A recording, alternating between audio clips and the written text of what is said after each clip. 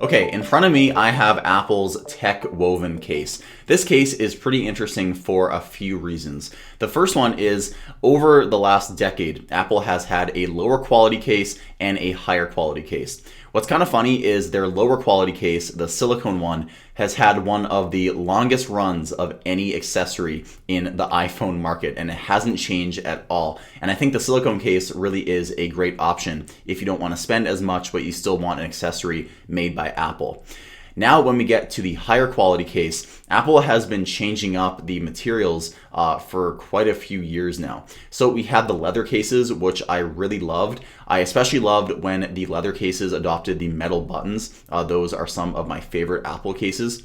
Then Apple moved away from leather, I think around the time of the iPhone 15, and they switched over to a material called fine woven. That is a material that you can still find sold on Apple's MagSafe wallet. However, you cannot find any fine woven cases anymore. Now with the iPhone 17 Pro lineup, we have an all new material. This is called TechWoven. So TechWoven definitely feels better in the hand than fine woven. If I had to describe fine woven, I would say it was kind of like a suede material.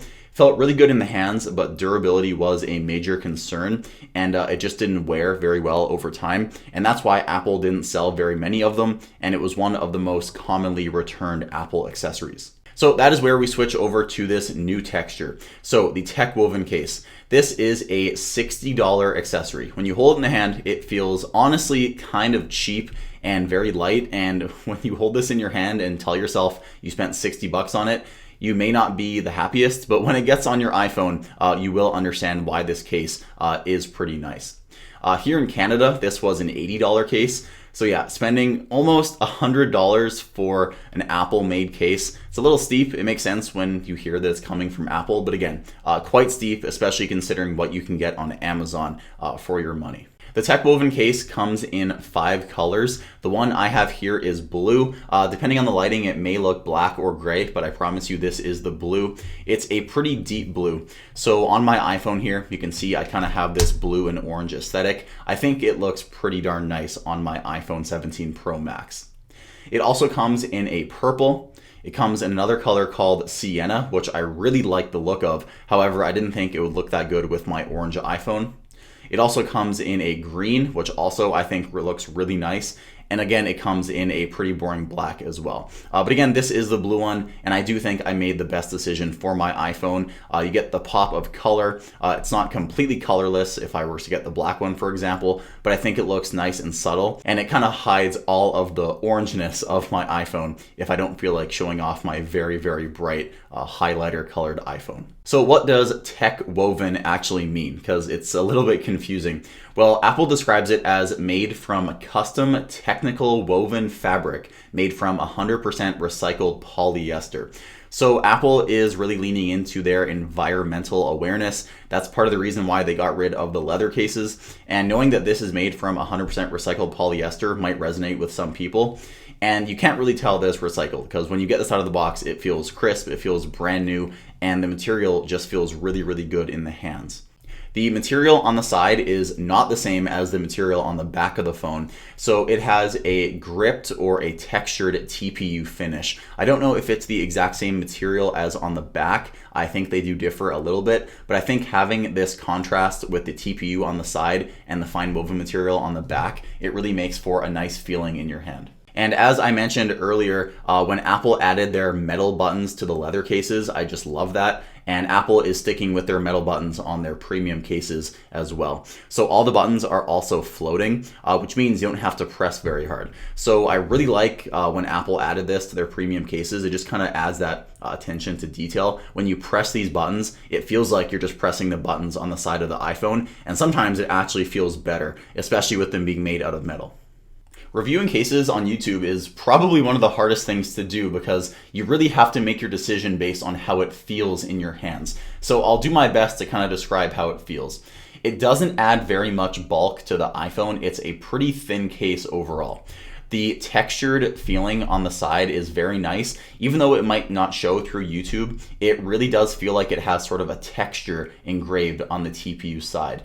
And then also the back of the case is almost a rough feeling. It almost kind of feels like a really low-end sandpaper. If I take my fingernails here, you can hear it really has a scratchy feel. Some people might think it feels cheap. I think it feels pretty darn good. When you hold this in the hand, you can tell it definitely feels a little bit cheaper than the other two options from Apple, the fine woven and the leather. Those would kind of patina over time. The leather patina I think would look really good. The fine woven patina I don't think looked very good at all. So now with Apple's decision to move away from leather, I think they're choosing a case that isn't going to patina at all, because those fine woven cases, they just look terrible after a couple years. Here is the left side with the metal floating buttons I was talking about. There is nothing at the top of the case. On the right hand side, we have our floating metal power button and also a pass-through for the camera control. This does feel really good as well. I like when cases do a pass-through.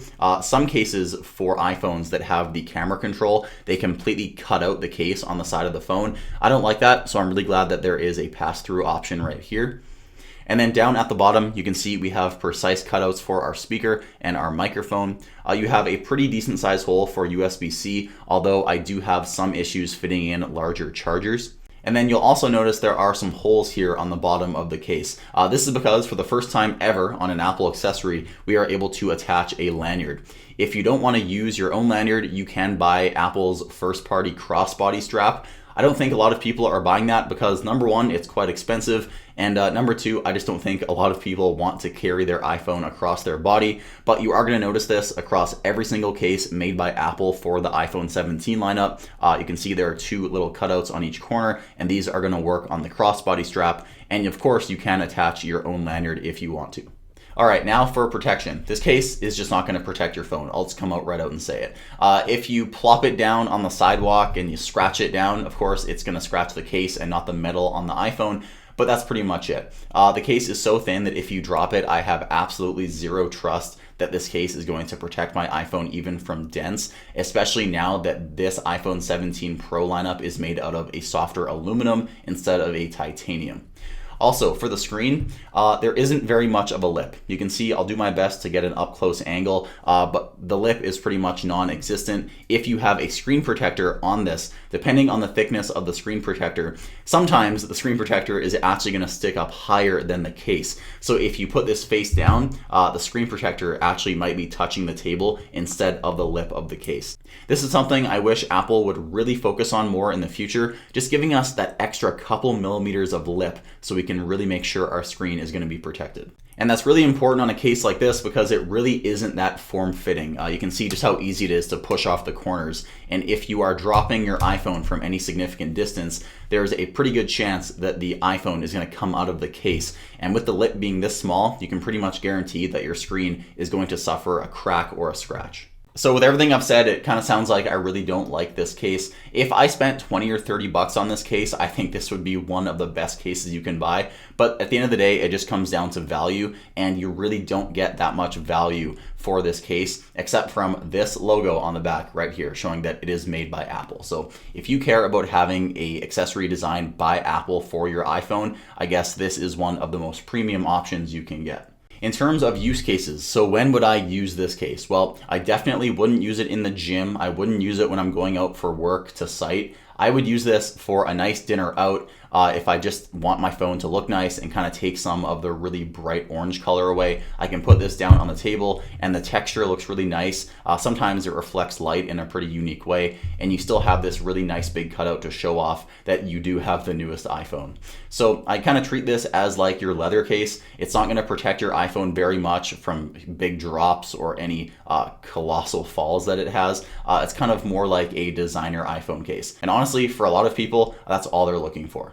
And since I just told you I spent 80 bucks Canadian on this case, the smartest thing I could do, I guess, is try to destroy it. So that's what we're going to do now.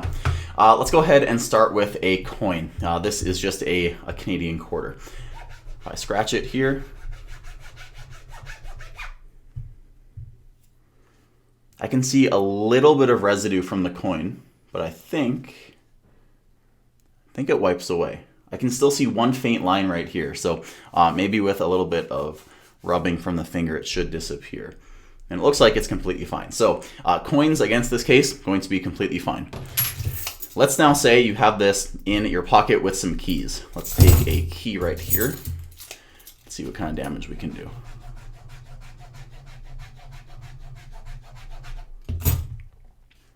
All right, so that is some pretty obvious destruction. I'll lick my thumb and see if I can get rid of the scratches. Definitely took away some of the damage, but you can see that damage is still there. So if you have this case in your pocket with some keys and there's some serious rubbage going on with your keys and the back of your phone, it is definitely going to leave some marks on the case. I was able to rub some of it away, but you can see it still is evident on the back of the case. Now the one I'm kind of scared for. I have a pretty sharp screw. Let's go ahead and just destroy my $80 case. This is a pretty fine pointed screw, so I'm not looking forward to this. I'm pushing pretty darn hard. And yeah, that's not going to rub away right there. So it's actually not as bad as I thought. If you were to do this to the leather case or the fine woven case, I think those would be pretty much destroyed. Let's see if I can lick my thumb and rub it away. So it looks like that damage, well, maybe not, actually. I can't even see it. Well, I can see a few faint lines, but actually, okay, I'm kind of surprised. So the coin, I wasn't really expecting it to do anything. The keys, maybe. I thought the screw was going to shred this thing up. But actually, to be honest with you, this is such a coarse material. It actually didn't do much damage at all. Let's just try one more time. Let's do one long line down the case. Okay, that's pretty obvious. I'll lick my thumb and see if I can rub that away.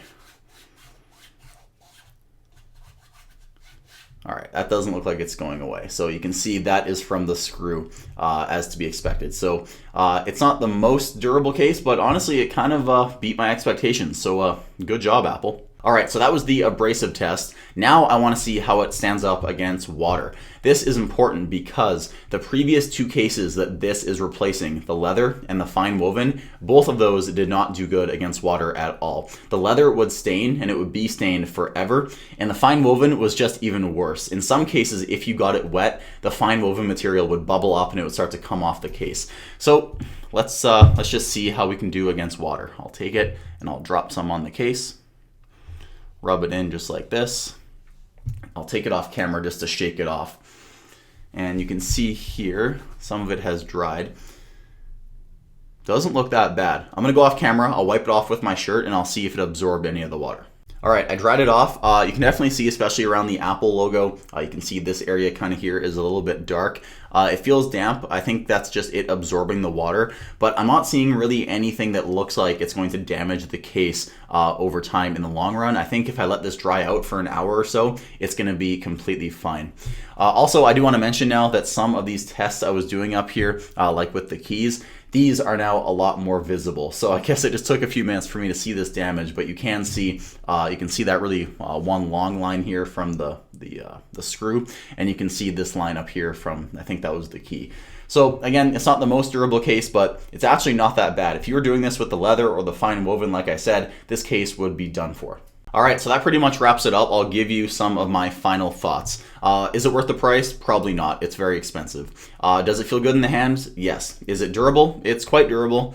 Is it going to protect your iPhone from drops? Definitely not. It's just not thick enough. You can see just how thin the case is here on the edges and even the back of the case. It's not going to protect your phone from drops.